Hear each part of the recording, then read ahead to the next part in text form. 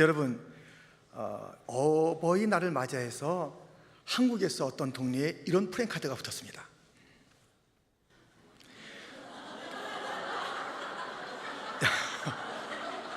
잘 안 보이시는 분들을 위해서 제가 읽어드릴게요.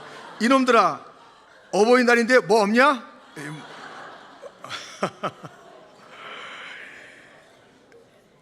얼마나 좀 이렇게 뭐가 없으면 이렇게 썼겠어요. 뭐 없냐고.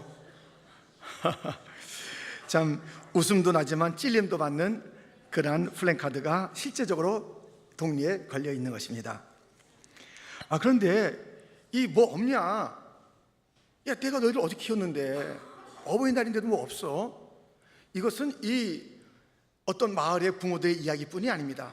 성경 오늘 본문이 가르치고 있습니다. 본문 하반절에 보면 부모에게 보답하기를 배우게 하라. 이것이 하나님 앞에 받으실 만한 것이니라. 부모에게 보답하는 것을 가르치라는 거예요. 이것이 바로 하나님의 뜻이고 원하시는 것이래요. 부모에게 보답하는 것, 보답이 뭐예요? repay. 그러니까 무엇인가 먼저 있었던 것에 대해서 다시 보상해드리고 또 갚아드리는 것. 먼저 무엇이 있었던 것 아니겠습니까? 그것을 다시 갚는 것이 보답이지요.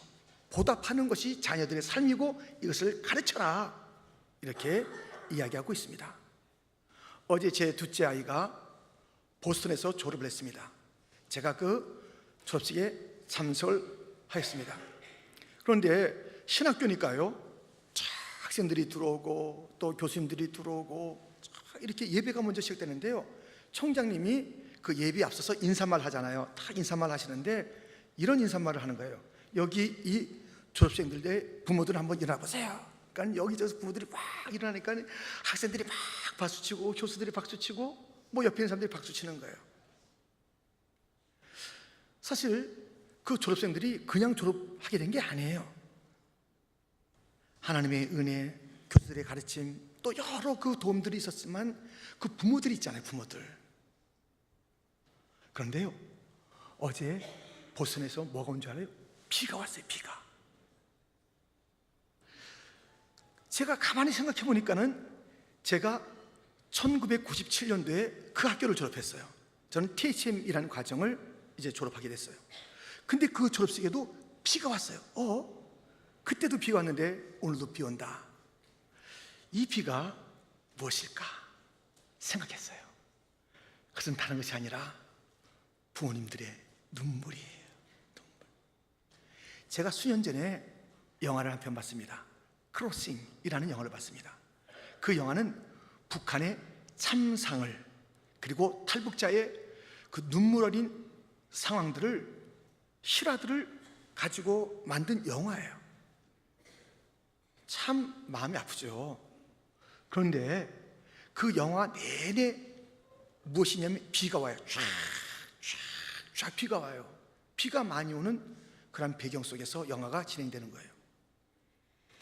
독특한 영화이기 때문에 많은 기자들이 그 김태균이라는 감독이 묻고 답을 듣기도 했는데요, 어떤 기독교 기자가 물었어요. 도대체 그 비는 무엇을 의미합니까? 그 비요? 하면서 김태균 작가가 얘기한 것이 이것이에요. 하나님 아버지의 눈물입니다. 북한 땅을 향한 아버지의 눈물이고 탈북자들 향한 아버지의 눈물을 비로 표현했습니다. 그렇게 기사했던 것을 제가 보았습니다. 저는 생각했어요. 19년 전에 제가 졸업할 때는 그 졸업식에는 저의 부모님의 눈물이 있어서 그 자리에 있었던 것이고요. 아들아, 너의 졸업에는 이 아빠의 눈물이 있단다. 모든 졸업생들이요, 여러분의 그 뒤에서는 아버지, 어머니의 눈물이 있었답니다. 잊지 마십시오. 어떠한 다음 세대가 세워지고 졸업하고 무엇인가 성취할 때는 부모님들의 눈물이 있다는 것, 어저께 비 속에서, 그리고 19년 전의 비를 다시 한번 생각하면서 부모의 눈물을 마음에 새겨보았습니다. 부모님은 우리를 눈물로 키우시는 분입니다. 그 눈물은 강 같을 것입니다. 어머니들이 툭 떠올리는 눈물도 있겠고, 아버지들은 화장실에서 물을 틀어놓고 꺽꺽 우는 그 울음도 있어서 그 자녀들이 하나하나 세워져 가는 것이랍니다.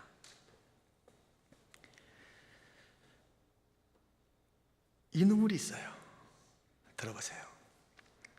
다윗의 눈물인데요, 사무엘하 18장 32절 33절. 왕이 구스 사람에게 묻되 젊은 압살롬은 잘 있느냐? 구스 사람이 대답하되 내 주 왕의 원수와 일어나서 왕을 대적하는 자들은 다 그 청년과 같이 되기를 원하나이다 하니 왕의 마음이 심히 아파 운 위층으로 올라가서 우니라. 그가 올라갈 때에 말하기를 내 아들 압살롬아, 내 아들 압살롬아, 차라리 내가 너를 대신하여 죽었다면 압살롬 내 아들아 하였더라. 압살롬이 효자 아니잖아요. 불효자잖아요. 아니, 불효자도 너무 심했어요. 아버지의 자리를 탐했고 아버지를 쫓아냈고 쫓아갔고 너무나도 못된 아들이에요. 근데 그 아들이 죽게 됐다는 소식을 갖고 온 사람에게 아직까지 그 형편을 몰랐던 아버지 다윗이 묻습니다. 압살롬 잘 있어? 죽었다는 이야기를 듣게 됩니다. 압살롬아, 네가 왜 죽냐? 내가 죽어야지. 차라리 내가 죽어야지 하면서 울었던 다윗왕, 그 모습을 보게 됩니다. 여러분, 부모는요, 불효자라도 우는 거예요. 잘 되면 좋아서 울고 안 되면 또 어떻게 빨리 돌아오기를 기다리면서 울고. 부모들은 자녀들을 눈물로 키우는 것입니다. 저는 부모들에게 이 눈만 짓물러 있다고 생각하잖아요. 어깨가 좀 눌려있지 않는가 그런 생각을 해요. 제가 어렸을 때 동네나 어떤 사거리 같은 데는 사람들이 많이 모여서 무엇을 구경해요. 뭘 구경하는가 하면요, 우린 잘 몰랐죠. 그런데 저희 아버지가 저를 이렇게 번쩍 들어서 목마를 태우는 거예요. 여기 있다 어깨 있다 이렇게 태워서 그것을 보게 하는 거예요. 그때 알았어요. 거기서 뭐 하냐면 촬영하는 거, 촬영. 병을 막 깨고요, 막 불로 슉슉 날리고요, 그 다음에 약 팔고요, 뭐 여러 가지 일들이 그 가운데 있는 거예요. 재미있는 일들이. 근데 저는 못 봐요. 아버지의 어깨가 저를 대준 거예요. 어떨 때는 선반 위에 못을 꺼내는데 아버지가 금방 꺼낼 수 있습니다만은 저에게 어떤 성취감을 주기 위해서 엎드려서 아버지 등을 받고 꺼내게 하는 거예요. 우리에게 다른 세계를 보여주기 위해서 부모들은 희생하는 거예요. 어깨를 대주기도 하고 엎드려 주기도 하고 또 우리를 어디로 데려가서 훈련도 시키기도 하고 주말마다 무엇인가 활동하기도 하고 또 학교도 대주기도 하면서 부모들의 역할은 무엇이에요? 등골이 휘어지게 우리들의 그 미래를 바라보게 하는 교육, 새로운 관점을 갖게 하는 그 넓은 지평을 갖다 보게 하는 그 일들을 위해서 부모들은 그렇게 힘들어하는 것이에요. 온몸이 상할 정도로 자기 자신을 돌보지 않는 그러한 희생이 있는 부모입니다. 모세의 부모도 모세에게 다른 세계를 보여주기 위해서 그 어려움들을 무릅쓰고 살았습니다. 히브리서 11장 23절부터 보면 믿음으로 모세가 낳았을 때에 그 부모가 아름다운 아임을 보고 석 달 동안 숨겨 왕의 명령을 무서워하지 아니하였으며 믿음으로 모세는 장성하여 바로의 공주의 아들이라 칭함받기를 거절하고 도리어 하나님의 백성과 함께 고난받기를 잠시 죄악의 낙을 누리는 것보다 더 좋아하고 26절 같이 읽겠습니다. 그리스도를 위하여 받는 수모를 애굽의 모든 보화보다 더 큰 재물로 여겼으니 이는 상 주심을 바라봄이라. 아멘. 이 모세를 모세로 키우는 데는요, 부모님들의 생명을 건 그런 교육이 있었어요. 석 달 동안 숨기는 것도 그랬고 강물에 띄우는 것도 그랬고 그것을 바라보면서 그 유모가 되는 그런 모든 과정 속에서 가만히 있지 않냐고 그에게 그 눈을 뜨게 한 거예요. 모세야, 바로의 이 왕궁이 전부가 아니다. 하나님의 나라가 있다. 너는 바로 공주의 아들이 전부가 아니다. 너는 하나님의 자녀다. 다른 세계를 보게 하는 거예요. 그 다른 세계를 보게 하기 위해서 어떻다고요? 그 부모들, 엄마였던 요게벳을 비롯해서 그 부모들은요 정말 위험들을 감수했다 이거예요. 우리 한 사람 한 사람 이렇게 아름다운 음악인들이 되는 이 속에는 부모님들의 눈물이 있었고 헌신이 있었고 여기 모두가 다 그런 부모의 눈물과 어깨를 대어준 그 희생이 있어서 우리가 이렇게 다른 세계를 보면서 미국까지 와서 새로운 영역의 일들을 감당하는 거랍니다. 부모님들의 희생과 사랑은 가히 없습니다. 끝이 없습니다. 이런 부모님께 어떻게 보답해야 할 것인지 말씀을 통해서 살펴봅니다. 첫 번째로 물질로 보답하라는 것이에요. 이것은 예수님께서 가르쳐 주신 거예요. 마가복음 7장 10절부터 보면 모세는 내 부모를 공경하라 하고 또 아버지나 어머니를 모욕하는 자는 죽임을 당하리라 하였거늘 너희는 이르되 사람이 아버지에게나 어머니에게나 말하기를 내가 드려 유익하게 할 것이 고르반 곧 하나님께 드림이 되었다고 하기만 하면 그만이라 하고 자기 아버지나 어머니에게 다시 아무것도 하여 드리기를 허락하지 아니하여 너희가 전한 전통으로 하나님의 말씀을 폐하며 또 이 같은 일을 많이 행하느니라 하시고. 지금 사람들은요 얘기해요. 아버지 어머니 드릴 게 없네요. 난 하나님께 드렸어요. 드릴 게 없네요. 렌트비 얼마나 비싼지 아시죠? 올랐다니까요. 드릴 게 없네요. 애들이 지금 학교가 다니라고 정신이 없어요. 드릴 게 없네요. 우리 아내 이번에 옷 좀 사줘야 돼요. 드릴 게 없어요. 부모님은 저 순서에서 마지막에 가 있어요. 돈 쓸 일 있으면 제일 마지막에 가 있어요. 내가 하나님 밥 드렸는데 이거 다 했는데 뭐 어쩌라고. 이런 거 잘못이래요. 그 말씀을 폐하는 길이래요. 자기들의 전통은 지켜나가는 것인지 모르지만 말씀을 폐하는 길이래요. 드리라는 거예요. 부모에게 드려야 한다고 말씀하고 있습니다. 반포라는 그 한자는 다시 먹인다는 뜻입니다. 먼저 먹임을 당하고 또 먹여드리고 하는 그 모습이 반포인 것입니다. 그래서 반포죠. 이것은 까마귀. 이 까마귀가 가장 효성도 뛰어나고 머리도 좋답니다. 이 까마귀는 태어나서 60일 동안은 그 어미들이 또는 아비들이 가져다 주는 음식을 가지고 자라나요. 그 다음에 자립하다가 아빠 엄마가 힘들면은 꼭 갖다 먹이는 거예요. 어떤 할아버지가 그것을 발견한 것이에요. 둥지 안에 그 부부가 있는 거예요. 까마귀 부부가. 깃털도 빠지고 다 기운이 없는데요, 그들이 잘 살고 있어요. 어떻게 사는가 봤는데 그냥 펄펄 날지는 못해도 생존을 잘하는 거예요. 쫙 보니까는 쭉 새끼가 와서요 물을 갖다가 어디서 시냇물에서 담아다가 물을 갖다가 아빠 엄마에게 드리는 거예요. 콕콕콕콕 드리는 거예요. 그 다음에 어디서 음식을 갖다 주기도 하고 뭐 어떤 좀 그 깃털 같은 거 갖다 덮어드리기도 하고. 그런데요 어떨 때는 이 까마귀에게는 몸에 좋은 게 있대요. 개구리. 또 개구리도 잡아. 어떤 개구리 잡아다가 드리고. 그래서 그것을 보고서 이 새끼들마다 이렇게 지극정성으로 부모 까마귀 갖다 섬기는 거 보면서 효자세다, 반포조다, 그런 그 내용들을 일깨워주는 거예요. 그런데 이 까마귀에 대한 이야기가 성경에도 있어요. 그것도 부모와 함께 나오는 이야기입니다. 들어보세요. 잠언 30장 17절 말씀. 아비를 조롱하며 어미 순종하기를 싫어하는 자의 눈은 골짜기에 까마귀에게 쪼이고 독수리 새끼에게 먹히리라. 여러분, 이 까마귀와 독수리가요, 이 독수리는 새 중에 새잖아요. 근데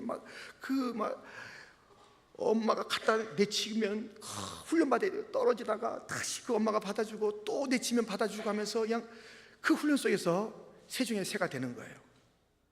까마귀는 또 효성스러운 그런 새예요. 부모를 갖다 조롱하고 어머니에게 잘못하는 자들은 이 까마귀에게서 눈이 뽑혀 먹이는데요, 이 독수리에게 먹이가 된다는 것이에요.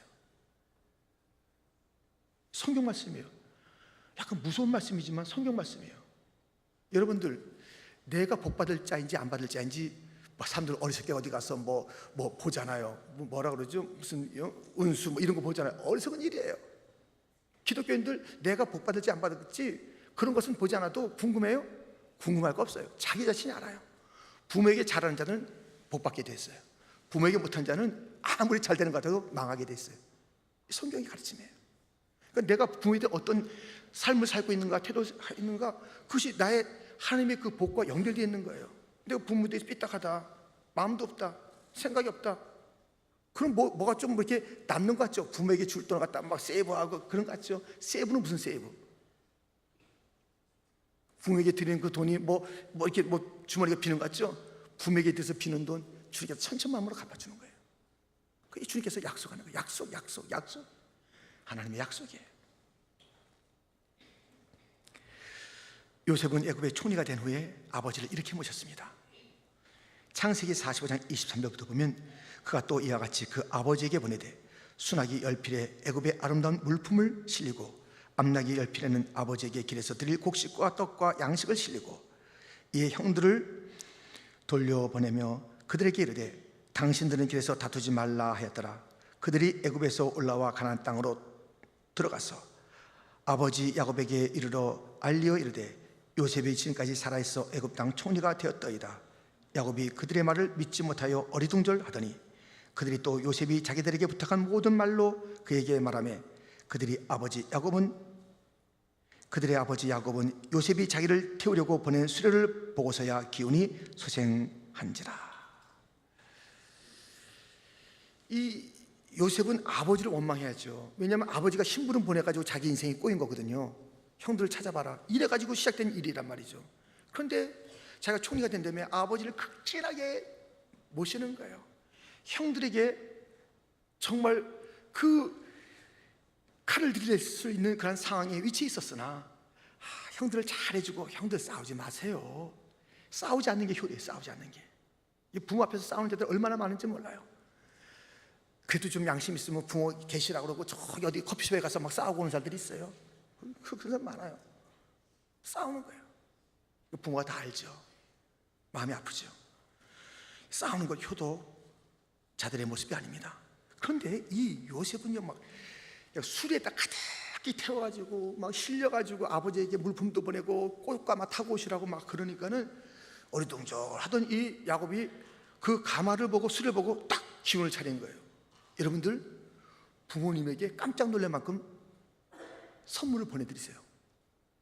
그냥 생각했던 것보다 한 50불짜리면 오겠지 하는데 갑자기 막 500불짜리가 와가지고 깜짝 놀래가지고 이거 뭐 잘못된 거 아닌가? 깜짝 놀래가지고 기운이 막 솟은 거예요. 아버지가 기운이. 그 부모님 기운이 솟게끔 좀 액수를 좀 세게 해주세요. 꽃가마 보내주세요.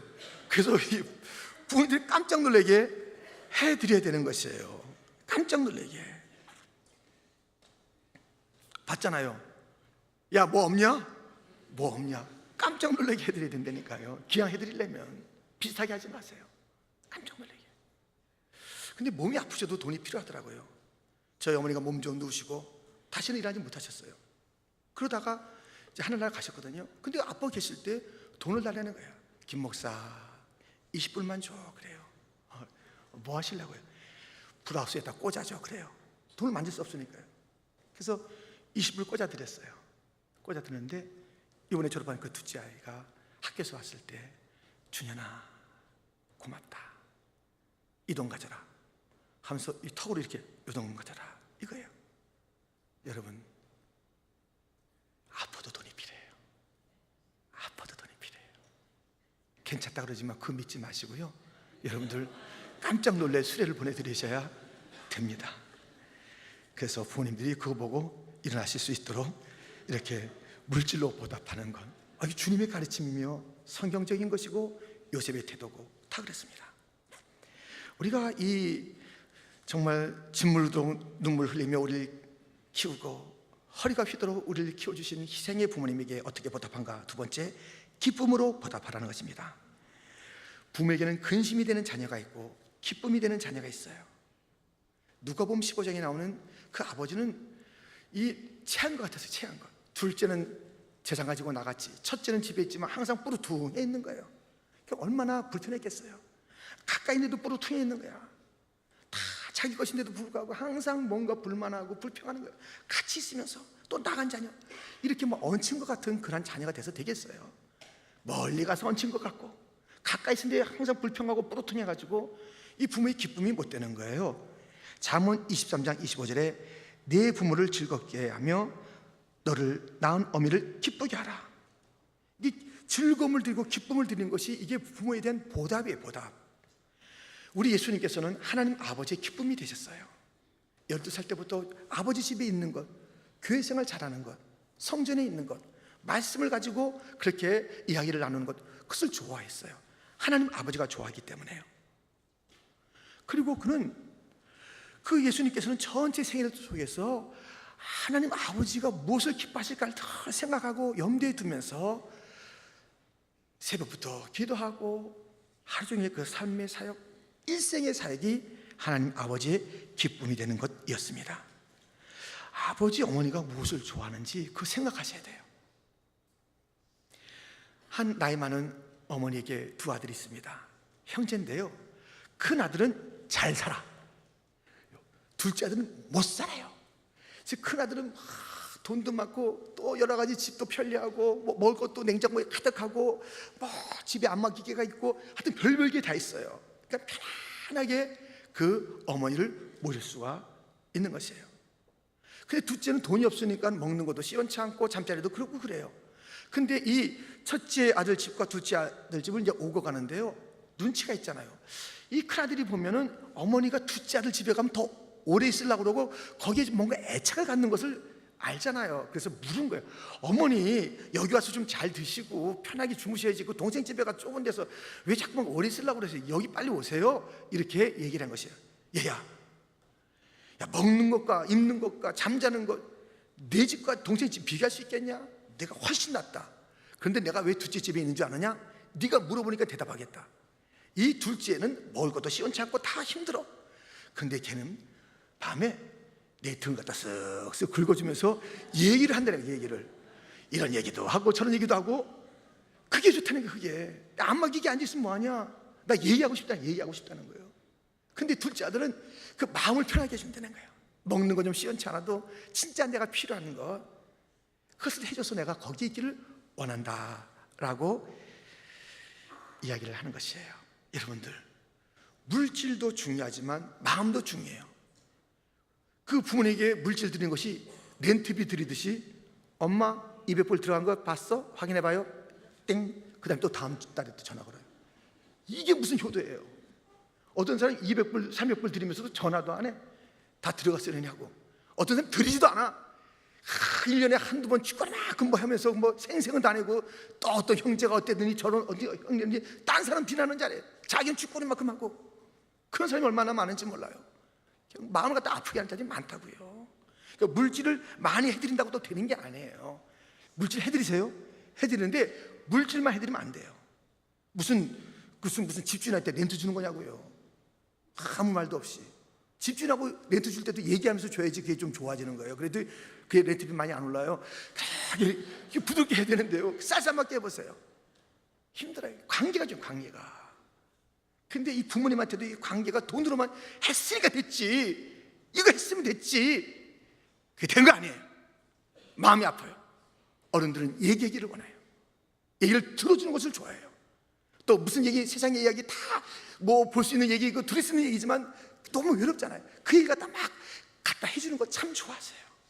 지난 얘기 10번 했지만 또 10번 한 번째 하는 걸 좋아하신다고요. 그 아버지, 어머니가 좋아하는 것을 해야 돼요. 저희 아버지가 좋아하는 게 있어요. 물론 신앙생활 하시지만은 이 스포츠에서 좋아하시는 게 있었어요. 하나는 축구, 하나는 권투, 하나는 마라톤. 어떻게 알았냐면 그 권투 할 때 장충체육관 저를 데리고 가세요. 권투 하는 거 막 보게 하시고, 축구 뭐 동대문 운동장, 효탕구장 데리고 갔고요. 근데 가만 보니까 마라톤을 되게 좋아하세요. 근데 제가 권투 선수는 되게 힘들잖아요. 그리고 또 축구 선수는 또 팀을 맞춰야 되는데 힘드는데, 마라톤은 그냥 참 팬티 하나만 있으면 그 뛰면 되는 거니까 그거 하나 가지고 할 수 있어요. 그래서 이걸 해야 되겠다, 이것으로 아버지의 기쁨이 돼야 되겠다. 그래가지고 매일 연습, 새벽마다 새벽에 일찍 일어나서 맨 처음에 새벽 예배 난 게 아니라 막 열심히 뛰고 해서 땀 흘리고 오면 아버지가 좋아하는 것 같아요. 그래서 학교 육상부에 들어갔어요. 중장거리부, 중거리 장거리부에 들어갔어요. 막 들어갔는데요, 거기는 제일 열심히 앞에서 뛰는 친구 하나 있어요. 열심히 뛰는 친구인데 그 친구는 히든카드예요. 열심히 뛰고 진짜 이 마라톤에서 나오는 두 번째, 세 번째 얘가 진짜예요. 그 얘가 딱 앞에 나가서 딱 이제 우승을 걸머지는 그런 그 작전들이 그 팀 안에 있더라고요. 저는 어디 위치냐? 첫 번째, 두 번째, 세 번째였고 저 뒤에 후보예요. 저는 후보. 맨날 후보야. 근데 뛰는수록 이 가슴이 아파요. 저 몰랐어요. 나중에 알았는데 제가 폐 환자더라고요. 폐가 터질 것 같아요. 폐결이 걸린 거예요. 나중에 알았어요, 그거는. 근데 그 전에는 제가 아버지의 기쁨이 되게 해서 그것도 모르고 막 뛰는 거예요. 저는 후보로 했어요. 아버지가 1등으로 달리길, 서울시 대표가 되길 원했지만은 아무것도 안 했어요. 근데 지금 한나라에 있어서 보고 있을 거예요. 영적인 마라톤을 보고 있을 거예요. 이건 후보 안 할 거예요. 이건 후보 안 할 거예요. 이건 앞으로 뛸 거예요. 끝까지 뛸 거예요. 아버지 만날 때까지, 주님 만날 때까지 열심히 뛸 거예요. 물주잔도 옛날에 들었지, 이제는 그거 안 들고. 후보들은 물주잔도 드는 거예요. 물주잔도. 그거 뛰는 것도 아니고 뭐 서는 것도 아니고 아무것도 아니고 아무것도 아니에요. 아무것도 아니에요. 근데 이제는 열심히 뛸 거예요. 영적인 마라톤을. 그러니까요, 이 땅에 부모님 계시면 우리가 물질로 또 마음을 기쁘게 해드려야 되고, 혹시 안 계신 분 많잖아요. 그러면 우리가 영원한 기쁨이 되기 위해서 정말 열심히 달려가는 것, 선한 싸움을 싸우는 것, 이것이 필요한 줄 압니다. 여러분, 사랑은 물질이 표현되기도 하지만 시간이에요. 시간. 부모님은 어디서도 사랑을 느끼냐면 시간 주는 데서 사랑을 많이 느껴요. 잊지 마세요. 시간이 참 좋은 보답이에요. 우리가 이렇게 물질로 보답하고 기쁨으로 보답뿐만 아니라 세 번째, 믿음으로 보답해야 돼요. 믿음으로 보답해야 됩니다. 오늘 본문에 집에서 효를 행하여라는 그 짧은 구절이 있지 않습니까? 그래서 부모님께 보답하는 것을 배우게 하라. 그게 하나님께서 원하시는 것이다. 이렇게 나가는 거예요. 짧은 구절에 보세요. 집에서 효를 행하여. 제가 집에서 효를 행하여를 영어 성경으로 봤어요. 영어 성경은 어떤 성경은 한꺼번에 쫙 여러 버전이 나오는 게 있어요. 하나 찾고 하나 찾는 게 아니라 쫙 있는데, 쫙 보니까 놀랍게도 집에서 효를 행하여, 이것이 영어마다 아주 다른 표현이 되어 있어요. 대개 다 영어가 비슷한 표현이거든요. 근데 아주 다양한 표현이 되어 있어요. 야, 참 놀랍다. 어떻게 이 구조는 이렇게 다양하게, 한국말로 효를 행하여, 효를 행한다는 게 미국에서는 다 없어요. 효를 행한다는 게 이게 뭐가 있어요? 미국의 표현이 이게 없잖아요. 이 동양적인 그런 그 표현인데, 그런데 보니까요, 뭐냐면 godly life, 그러니까 경건 생활을 잘하는 집에서 이게 집에서. 그러니까 모든 삶의 중심은 집에서 시작돼야 돼요. 이 부모, 우리가 가장 먼저 만나는 사람이 부모잖아요. 그리고 모든 관계의 출발이 부모예요. 여기서부터 잘 돼야 되는 거예요. 집에서 경건한 생활을 가르치고 경건한 자녀가 돼. 집에서 또 어떤 kindness, 아주 친절한 사람이 되네. 친절한, 집에서 친절한 사람이 돼. 효도를 친절함이라고. 친절함. 집에서 그것을, 이 효를 갖다가 어떤 그 믿음을 삶으로 바꾸는 것, 이론을 실제로 바꾸는 것, 이렇게 표현되어 있어요. 그러니까 이것이 효를 행한다는 것이 그냥 부모에게 잘해야 되지, 또 이 말씀은 뭐 10계명 중에 5계명이 이것이 있지, 이것이 삶으로 바뀌는 것, 이것이 효를 행하는 것이에요. 그 책임을 잘 지는 것, 이런 것들이 효를 행하는 것이에요. 그러니까 효라는 것이 다른 게 아니에요. 이게 왜 책임을 잘 지는 거냐면, 이 성경은요, 약속이에요. 하나님의 약속이에요. 구약과 신약이에요. 하나님 약속을 잘 지키시는 분이에요. 그러니까 하나님은 우리에게 나타나실 때 언약의 하나님으로 나타나셨어요. 그리고 그 약속을 잘 지키시는 것을 기뻐하시는 하나님이세요. 그렇기 때문에 우리에게, 자녀된 우리에게 원하는 것은 약속을 잘 지키는 거예요. 그래서 그 자녀가 집에서 책임감 있는, 약속을 잘 지키는 자로 키워야 된다는 거예요. 그게 부모에게 보답하는 자의, 그리고 그것이 하나님께서 원하시는 것이고, 그런 자가 사회에 나가야지 제대로 되는 거예요. 집에서 약속을 잘 안 지키잖아요. 오늘 저녁까지 숙제하겠습니다. 안 해요. 그냥 지내보내요. 그런 아이 키우지 마세요. 그렇게 키우면 큰일 나는 거예요. 그 가정에서는 뭐 어떻게 될지 모르지만, 그런 아이가 밖에 나오면 무책임한 자가 되고 사기꾼 되는 사기꾼. 약속 안 지키는 자는 사기꾼 되는 거예요. 이게 아무것도 아니에요. 사기꾼이 막 이게 남의 뭐 이렇게 무지 갖다 확 뺏어갖고 막 이렇게 하는 게 아니라, 시간 갖다 듬성듬성 빼는 것도 그게 사기꾼이죠. 그냥 약속해놓고 딴 사람들한테 약속 갖다 귀 여기지 않아요. 그 시간 갖다 뺏어놓는 사기꾼이에요.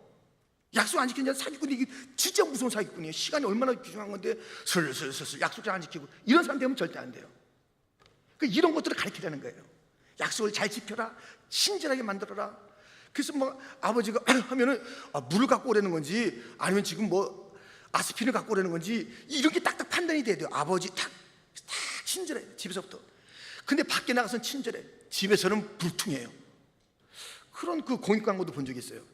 밖에서처럼 집에서 하세요 라는 그런 공익 광고 본 적이 있어요.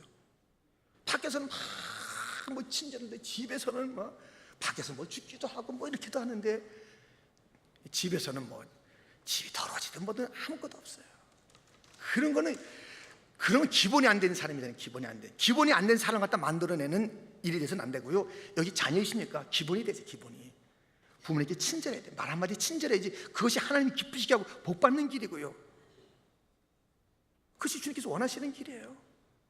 까마귀 눈 안 쪼이려면, 인생 그렇게 안 살려면은 정말 친절한 말을 갖다 부모한테 해야 돼요. 부모한테 막 험한 말하고 그러면 안 되는 거예요. 함부로 살아서는 안 됩니다. 약속을 잘 지키는 것, 믿음으로 보답하는 거예요. 그 부모님의 그 기도, 우리가 기도로 보답해야죠. 하여튼 그런 날들이 이제 너무 짧은 거예요. 지금 그 기회를 잃어버린 사람들이 너무너무 많은 거예요. 한국에 계시기 때문에, 중국에 계시기 때문에, 이미 하늘나라 가셨기 때문에. 또 가장 가슴 아픈 건 뭐예요? 믿지 않고 그냥 이 세상 떠나는 거. 이게 가장 기가 막힌 일이 아니겠어요? 다른 것은 그래도 위로가 되는 거예요.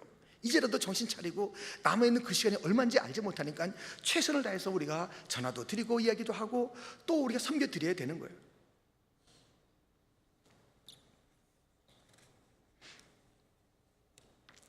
엘리의 가정에 두 아들이 있었습니다. 성전에 있었어요. 제사장 가정이고 제사장들이에요. 근데 어떻게 되는 거예요? 믿음으로 가르치지 않았어요. 이들은 믿음으로 살지 않았어요. 눈에 보이는 거 살았어요. 욕심으로 살았어요.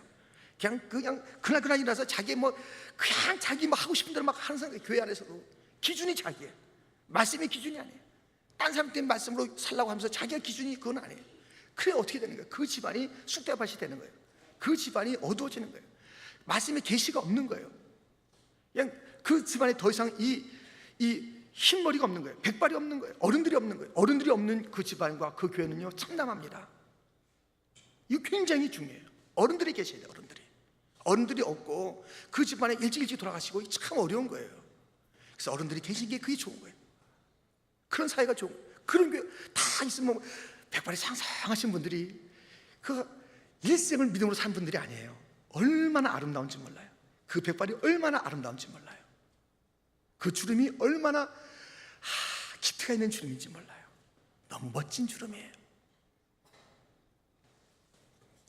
여러분,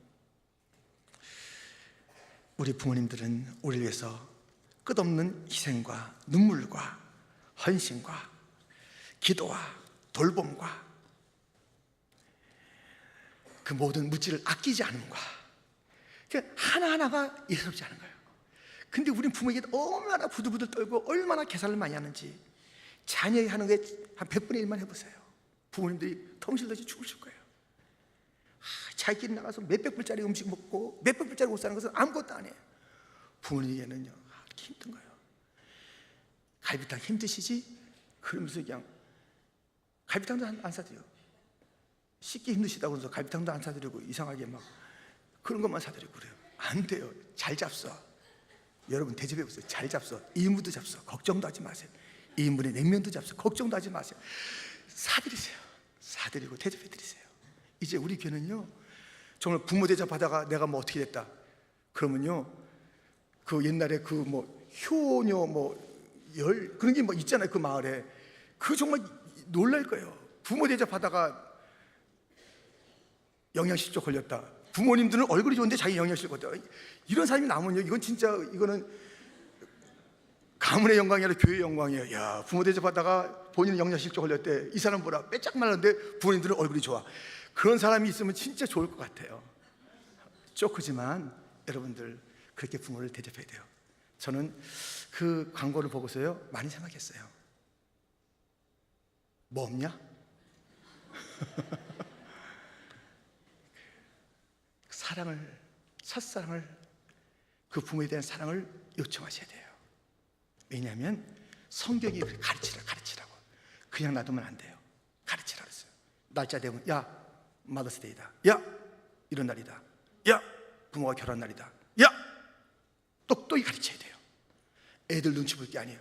하나님 말씀대로 해야지. 애들 눈치 본다가 말씀 어기면 자기도 망하고 애들도 망하고 하나님 영광은 가려지는 거예요. 힘든 것 같아도 이 말씀대로만 가르치는 거예요. 말씀에 가르치라고 했다. 부모에게 보답해라. 나 이거 필요하다. 가져와. 너 왜 이렇게 얘기가 없냐? 왜 믿음이 그거냐?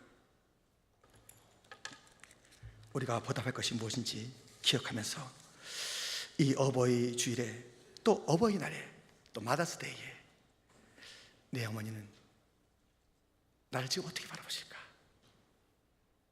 내가 지금 있는 위치가 영적으로 어딘가? 아담아, 내가 어디 있느냐? 깜짝 놀랐죠? 예. 그것처럼 진짜 그 외침이 있어요. 내가 도대체 어디 있느냐? 효도하는 자리 어디 있느냐? 하나님과의 관계에서 아버지 하나님이 아담을 찾았듯이 부모님이 그렇게는 묻지 않아도 그 음성을 들어야 돼. 내가 지금 어디 있지? 내가 어디 있는 거지? 나를 태어나게 하고 나를 키워주신 부모님 앞에서 내가 어디 있지? 전화 없이 얘기 없이 지냈던 그 세월이 얼마나 많았지? 나는 실컷 먹고 마시는데 부모에게 사드린 그 적이 언제였지? 난 도대체 어디에 있는 거지? 대답해 보세요.